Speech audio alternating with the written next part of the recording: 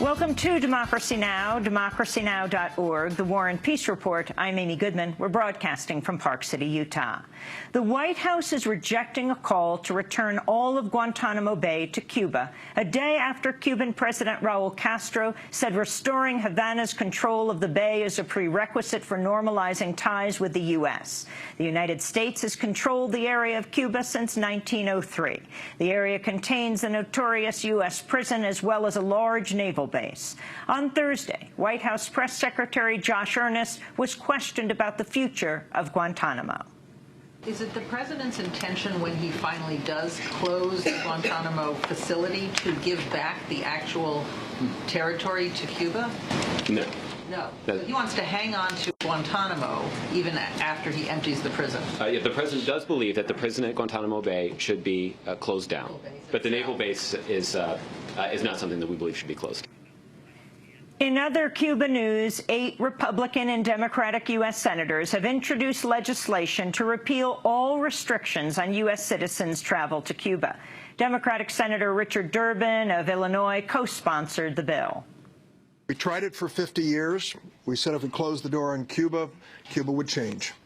We did not succeed in that policy. It's time for a new policy, a policy that we know is proven to work.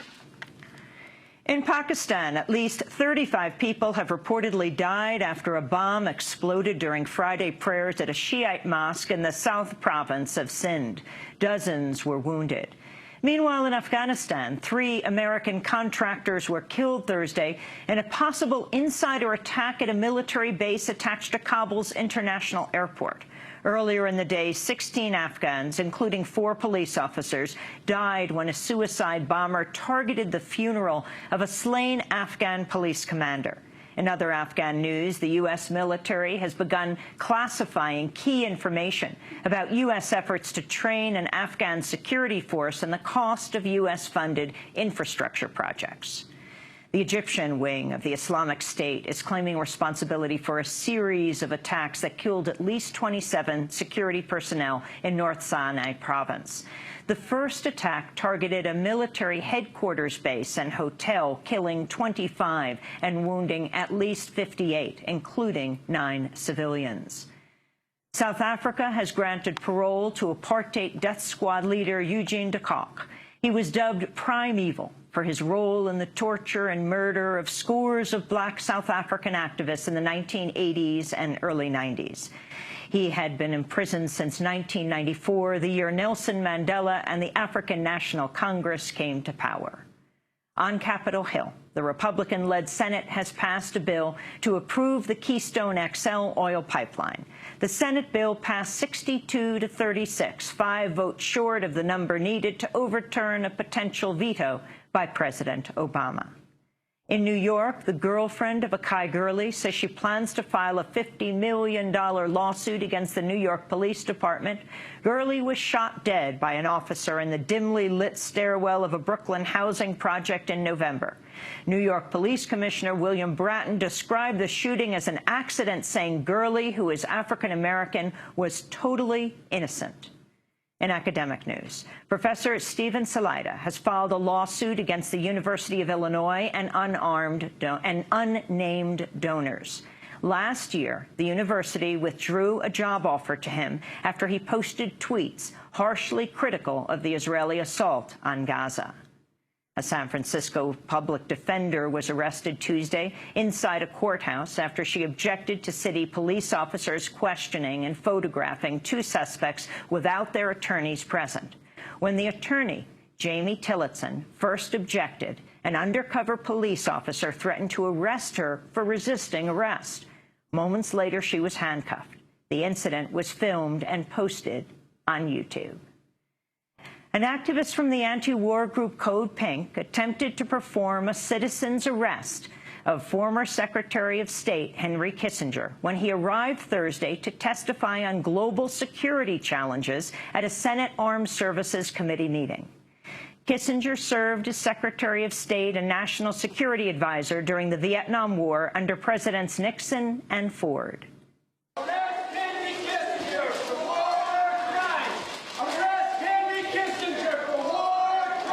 Committee will stand in recess until the Capitol Police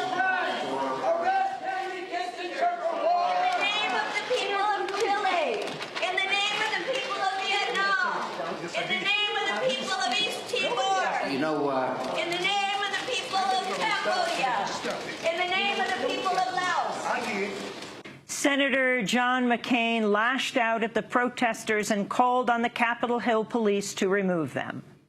I've been a member of this committee for many years, and I have never seen anything as disgraceful and outrageous and despicable as the last demonstration that just took place about, you know, you're going to have to shut up or I'm going to have you arrested. Get out of here, you low-life scum. 30 minutes later, two more members of CodePink interrupted Henry Kissinger's testimony before the Senate Armed Services Committee. Yet as we look around the world, we encounter upheaval and conflict and chaos. CodePink calls for the arrest of Henry Kissinger for war crimes. Vietnam, from 1969 to 1973, Kissinger, working for Richard Nixon, oversaw the slaughter in Vietnam, Cambodia, and Laos, which led to the deaths of millions of people. Many thousands more died from the effects of massive doses of Agent Orange and from unexploded bombs that covered the countryside. Chile. Henry Kissinger was one of the principal architects of the coup in Chile on September 11, 1973. A coup that overthrew the democratically elected government of Salvador Allende. Thank you. 16 years of repression, torture, The CodePink protesters were taken out of the Senate hearing room, and Henry Kissinger continued with his testimony. And those are some of the headlines. This is Democracy Now!, democracynow.org, The War and Peace Report. I'm Amy Good.